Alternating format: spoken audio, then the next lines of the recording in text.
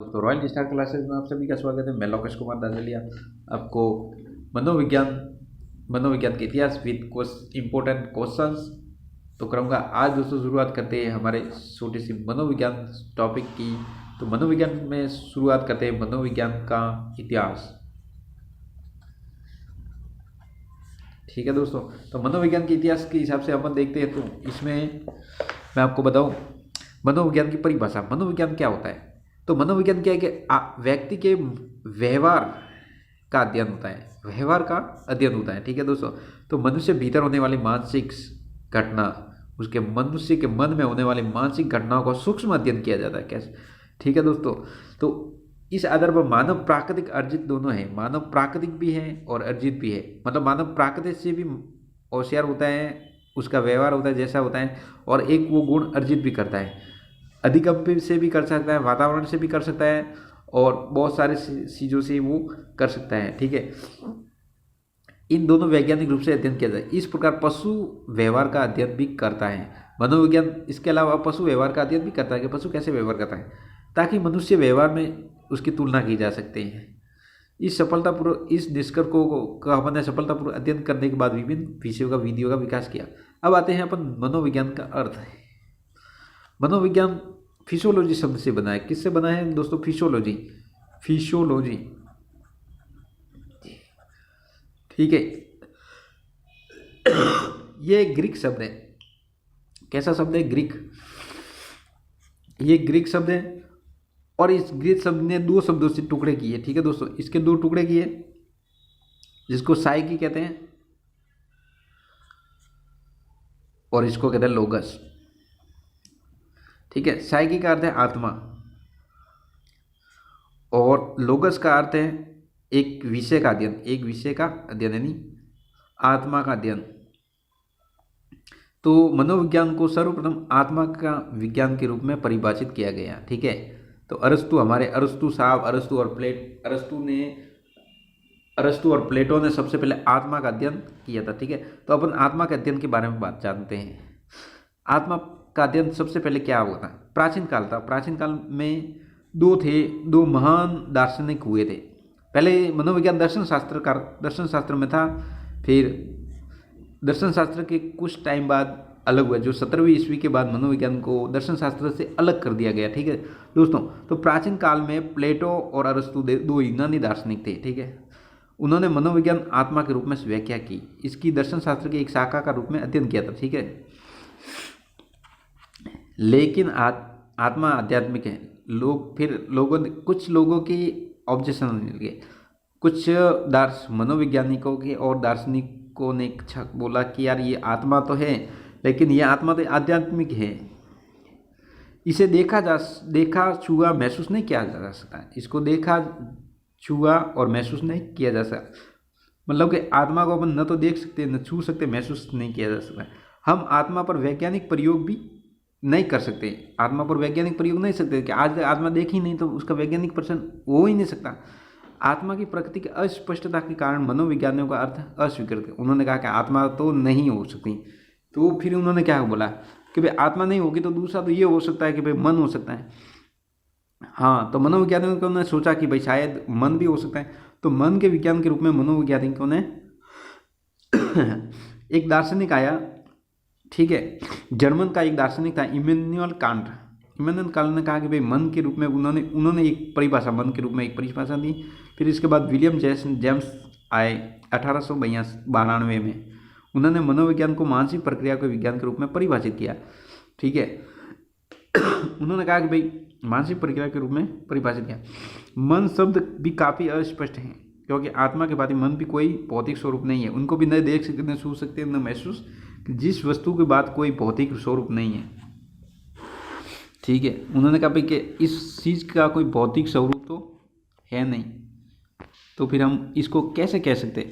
तो उन्होंने कहा कि उसे ठीक परिभाषित करना संभव नहीं लगा, अतः मन को अवधारणा इनकार कर दिया। ठीक है, इसने फिर परिभाषा की तलाश की जाने लगी, सर्वमान्य प्रत। फिर आ गया यार चेतना। क्या मन नहीं है, आत्मा नहीं है, तो क्या हो सकता है? तो कुछ चेतना तो हो सकती है। तो कुछ आधुनिक वैज्ञानिक थे, उन्होंने चेतना के विज्ञान के रूप में परिभाषित किया। जैसे जेम्स सुली है, मनोवैज्ञानिक को आंतरिक जगत विज्ञान के रूप में विज्ञान के रूप में परिभाषित की। इसके भाई साहब हमके विलियम गोल्ड आए, उन्होंने मनोविज्ञान स्वतंत्र विज्ञान के रूप में परिभाषित किया। ठीक है, उन्होंने चेतना को कहा कि आंतरिक अध्ययन करती है, किंतु चेतना 3 स्तर होते हैं। चेतना के 3 स्तर होते हैं, चेतन, अचेतन और अवचेतन। ठीक है, चेतन अवचेतन वो मैं आपको बाद में बहुत अच्छे से सिखाऊंगा। ठीक है, इसके बाद में वैज्ञानिकों ने कहा कि यार चेतना भी नहीं हो सकती, तो क्या क्या हो सकता है। तो चेतना ने कुछ वैज्ञानिक वापस निष्कर्ष निकाला 20वीं शताब्दी में। 20वीं शताब्दी में कहा कि यार व्यवहार के रूप में मनोवैज्ञानिकों ने परिभाषित किया। तो 20वीं शताब्दी शुरुआत में जब मनोवैज्ञानिकों को शुद्ध विज्ञान के रूप में विकसित करने का प्रयास किया, तो इसे व्यवहार के विज्ञान के रूप में कहा जाने लगा, और अभी तक व्यवहार के विज्ञान के रूप में आ जा रहा है। व्यवहार शब्द का जेबी वॉटसन द्वारा लोकप्रिय किया गया, जबकि अन्य प्रतिपादक विलियम मैकडूगल और पिल्सबरी ने कहा। और फिर हमारे वुडवर्ड जी के 20वीं शताब्दी से 28वें सबसे अद्भुत मनोवैज्ञानिक थे, उन्होंने कहा कि पहले मनोविज्ञान ने अपनी आत्मा खो दी, फिर उसने दिमाग, फिर उसने अपनी चेतना खो दी। अभी इस तरह व्यवहार है, अभी क्या है, इसी तरह व्यवहार है, ये भी कुछ टाइम बाद हो सकता है। अब मनोविज्ञान के प्रमुख पहलू क्या है। मनोविज्ञान के ये एक वैज्ञानिक जांच है, इसका अर्थ है प्रयोग, संख्या, डेटा, नमूनाकरण, मनोवैज्ञानिक विवरण, भविष्यवाणी, तार्किक आलोचना, व्यवस्थित आदि साक्षी आधारित कठोर है। मनोविज्ञान सभी प्रकार के लोगों, सामाजिक समूहों को देखता है, जिसमें जानवर भी शामिल होता है। जानवर भी व्यवहार करता है, ये सही है, तो जानवर को भी अपन कर सकते हैं। मनोविज्ञान जुड़े कुछ सामान्य मन और विज्ञान किसी व्यक्ति समूह के मानसिक व्यवहार की संबंधित विशेषता होती है। किसका किस तरीके से दिमाग होता है उसका पूरा है। तो ज्ञान या गतिविधि किसी भी क्षेत्र का मन और व्यवहार का अध्ययन। मनोविज्ञान बाद जांच की लोगों के कैसे व्यवहार करते हैं, मतलब लोग व्यवहार कैसे करते हैं, कैसे सोचते हैं, कैसे महसूस करते हैं, और इन अंतर्निहित क्रिया तंत्र में शामिल है, जिसमें पर्यावरण, जीव विज्ञान, मन आदि शामिल। पर्यावरण भी इसमें शामिल है, मन भी शामिल है। मतलब 2 तरीके से अपन वंशानुक्रम और वातावरण से अपन आदमी का व्यवहार बदलता है। एक तो वंशानुक्रम जैसा घर में रहेगा, और घर में जैसे, और एक वातावरण जैसे आसपास वातावरण में रहेगा, तो वो 2 तरीके से हो सकता है। तो भविष्यवाणी इस कार्रवाई के क्या होता है, भविष्यवाणी विश्लेषण निर्माण कर सकते हैं। ठीक है, आज मनोविज्ञान संज्ञानात्मक विज्ञान, तंत्रिका विज्ञान, अर्थशास्त्र, कानून, सार्वजनिक स्वास्थ्य जैसे क्षेत्रों में निकटता है। मनोविज्ञान को कुछ प्लेटो कह रहा है कि प्लेटो के अनुसार मनोविज्ञान मानस और आत्मा का विज्ञान है। प्लेटो कहता है कि भाई मनोविज्ञान कैसा है, मानस है और आत्मा का विज्ञान। वुडवर्थ कहता है कि मनोविज्ञान वातावरण के संपर्क में होने वाले मानव व्यवहार है। इसके बाद जेबी वॉटसन कहता है कि मनोविज्ञान व्यवहार का निश्चित शुद्ध विज्ञान है। मनोविज्ञान व्यवहार का निश्चित शुद्ध विज्ञान है। स्किनर इसके बाद आता है कि मनोविज्ञान व्यवहार का अनुभव का विज्ञान है। तो सबसे पहले क्या कहता है, प्लेटो कहता है कि मनोविज्ञान है जो मनुष्य के आत्मा का विज्ञान है, मतलब जो आत्मा होती है उसका विज्ञान। वुडवर्थ फिर आता है कि मनोविज्ञान वातावरण के संपर्क में होने वाले व्यवहार को, मतलब जैसे 2 व्यक्ति कि यहाँ से आदमी यहाँ, अब मान लो कि घर से कोई आदमी जाएगा, घर से अच्छा फिर शहर में जाएगा, तो वहाँ पर शहर में अगर वो कुछ टाइम रहेगा तो वो उसके शहर जैसे ही आ जाएंगे। तो ये होता है कि उन्होंने वातावरण के संपर्क में आने वाले व्यवहारों का अध्ययन। जेबी वॉटसन के मनो के व्यवहार का निश्चित कि उसका व्यवहार जैसा होगा उसका निश्चित शुद्ध विज्ञान कहा गया। स्किनर कहता है मनोविज्ञान व्यवहार अनुभव का विज्ञान है। व्यवहार और अनुभव सही है। क्रॉ कह रहे हैं मनोविज्ञान मानव व्यवहार और मानव संबंधों का अध्ययन है। अब अपन पढ़ते हैं कि मनोविज्ञान के दायरे क्या है, यानी क्षेत्र। मनोविज्ञान के क्षेत्र बहुत विस्तृत होते हैं। ये जीवों के व्यवहार का अध्ययन, वर्णन, व्याख्या करता है। व्यवहार शब्द का अत्यधिक व्यापक और विस्तृत अर्थ है।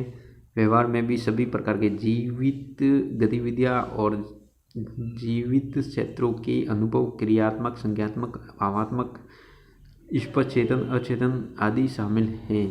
इस गतिविधियों के अनगिनत, असीमित, इसलिए दायरे में कोई सीमा नहीं लगती है।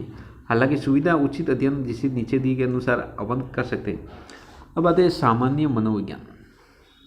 मनोविज्ञान वह शाखा है जिसमें वैयक्तिक व्यवहारों, मनुष्यों के व्यवहारों के संबंध में नियमों, सिद्धांतों का संबंध है। असामान्य क्या, मनोविज्ञान वह शाखा है जो असामान्य लोगों के व्यवहार के, उनके वातावरण के संबंधों में होता है। इसके बाद दोस्तों नेक्स्ट होता है कि सामाजिक मनोविज्ञान वह शाखा मानव व्यवहार उसकी सामाजिक प्रवेश के संबंध में अध्ययन करती है। ठीक है, जैसे घर में कैसे होता है, समाज में कैसे वो, ये शाखा के अंतर्गत समूह सदस्य, व्यक्ति, व्यवहार, संचार प्रक्रिया आदि के बारे में। इसके बाद दोस्तों प्रयोगात्मक क्या होता है? ये मनोविज्ञान प्रयोग के विभिन्न परिस्थितियों में व्यक्ति मनोदशा व्यवहार अध्ययन करके मनोवैज्ञानिक नियम निष्कर्ष निकाले जाते हैं। मनोविज्ञान सैद्धांतिक पक्ष पुष्टि की जाती है। इसके बाद दोस्तों पशु विज्ञान। पशु मनोवैज्ञानिक वह शाखा है जिसमें पशुओं के व्यवहार का अध्ययन नियंत्रित परिस्थितियों में किया जाता है। विभिन्न प्रकार के प्रयोग अवलोकन माध्यम से जानवरों व्यवहार का अध्ययन शाखा में विस्तृत है। ऐसे तुलनात्मक मनोविज्ञान का होता है। ठीक है, औद्योगिक मनोविज्ञान पढ़ने की कोई जरूरत नहीं, कोई मतलब नहीं, संसाधन है जिसमें। इसके बाद में मनोविज्ञान शाखा है और मनोविज्ञान की प्रगति। मनोविज्ञान कैसा होता है? नैदानिक बोलते हैं मनोविज्ञान। ये मानसिक स्वास्थ्य मुद्दों को अवसाद शिफेनेजिया विकार को अध्ययन मूल्यांकन रोकथाम करता है। ये क्या होता है? मानसिक स्वास्थ्य के मुद्दों अवसाद शिफेनिया जैसे विकारों को रोकथाम के लिए करता है। इसके बाद दोस्तों दूसरा होता है संगठनात्मक औद्योगिक मनोविज्ञान। रोजगार होता है जैसे मूल्यांकन, नियुक्ति, कार्यस्थल, भलाई, द्वंद्व समाधान आदि संबंधों का अनुभव, वातावरण कैसे कार्य करता है, इसका अध्ययन करता है। इसके बाद दोस्तों सामाजिक मनोविज्ञान। ये तो क्या समाज में रहता है, लोग सामाजिक संबंधों में कैसे अंतक्रिया करते हैं, कौन से स्तर सामाजिक व्यवहार पहचान और अनुभूति प्रभावित करते हैं, इसका अध्ययन करता है। इसके बाद दोस्तों संज्ञानात्मक मनोविज्ञान। संज्ञानात्मक ये होता है कि मानसिक प्रक्रिया का अध्ययन जो सोच, भावना, कला आदि में सक्षम बनाता है। इसके बाद दोस्तों आता है व्यवहार मानव पशु दोनों में होता है। विकासात्मक मनोविज्ञान एक निश्चित आयु समूह या विकासात्मक अवस्था से संबंधित ये व्यवहार का अध्ययन होता है, इस रुझानों में होता है। विकासवादी मनोविज्ञान, विकासवादी संदर्भ में मानव और पशु व्यवहार का अध्ययन होता है। अनुकूलन क्षमता, गहराई, नियुक्त प्रवृत्तियों का अध्ययन होता है। इसके बाद दोस्तों विधि चिकित्सा शास्त्र संबंधों का अध्ययन। ठीक है दोस्तों, तो अपराधी कैसे व्यवहार करते हैं और संचित उसका अध्ययन करता है। इसके बाद दोस्तों तंत्रिका मनोविज्ञान एक नैदानिक व्यवस्था में मस्तिष्क के कार्यान्वित आकलन। इसके बाद दोस्तों सकारात्मक मनोविज्ञान एक सकारात्मक एक अच्छा जीवन जीने का अध्ययन है। इसके बाद तंत्रिका मनोविज्ञान एक जैविक इकाई के रूप में मस्तिष्क की और विशिष्टताओं का होता है। व्यवहार से संबंधित ये समझना शामिल है कि कार्य से खेल खिलाड़ियों का अध्ययन प्रशिक्षण करता है। विद्यालय के संदर्भ में विभिन्न प्रकार के मनोवैज्ञानिक चरों का अध्ययन। साइबर मनोविज्ञान इंटरनेट आधार व्यवहार पर ध्यान देने योग्य है। मनोविज्ञान के संप्रदाय। अब मनोविज्ञान के संप्रदाय क्या होते हैं? मनोविज्ञान विभिन्न संप्रदाय के प्रमुख है। ठीक है, संप्रदाय संरचनावाद की वकालत पहली मनोविज्ञान प्रयोगशाला संस्था विलियम वुल्ट संरचनावाद। ठीक है दोस्तों, विलियम वुल्ट ने कौन सी संप्रदाय दी थी? विलियम वुल्ट। प्रारंभिक समय में मनोविज्ञान अक्सर स्वयं के विशेष रूप से एक ही विचार संप्रदाय के साथ पहचाना जाता। आजकल अधिकांश मनोविज्ञान एक उदाहरण। अब हम पढ़ते हैं संरचनावाद। संरचनावाद क्या होती है? संरचनावाद ये होती है कि अपन पढ़ते हैं कि आत्मनिरीक्षण, खुद का निरीक्षण, ये ध्यान रखो, निरीक्षण अपन खुद का देखते हैं, वो होता है संरचनावाद। ठीक है, स्वयं की मानसिक प्रक्रिया का अनुभव द्वारा अपन खुद को अपन जान सकते हैं। ठीक है, तो संरचना वुडन सचेत अनुभव के अध्ययन की रुचि रखते थे। विलियम वुड थे जो सचेत अनुभव अध्ययन में रुचि रखते थे, इस घटना निर्माण का विश्लेषण करना चाहते थे। वुड्स के समय मनोविज्ञान आत्मनिरीक्षण के माध्यम से मन की संरचना का विश्लेषण किया और उन्होंने संरचनावादी कहा गया।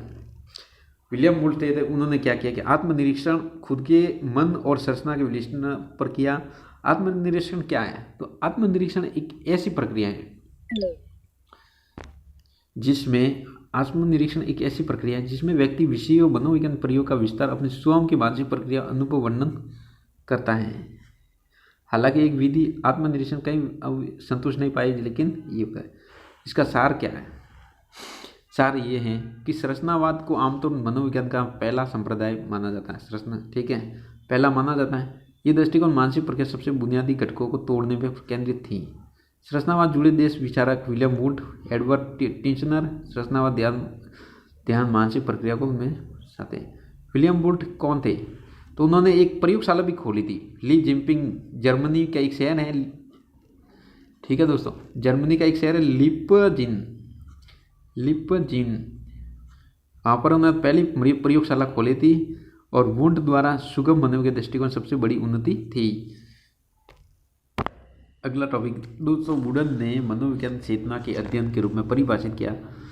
उन्होंने तर्क ये दिया कि यदि चेतना वास्तव में मौजूद है तो उसकी एक संरचना होनी चाहिए कि अपने दृष्टिकोण की विस्तृत चेतना की संरचना की व्याख्या।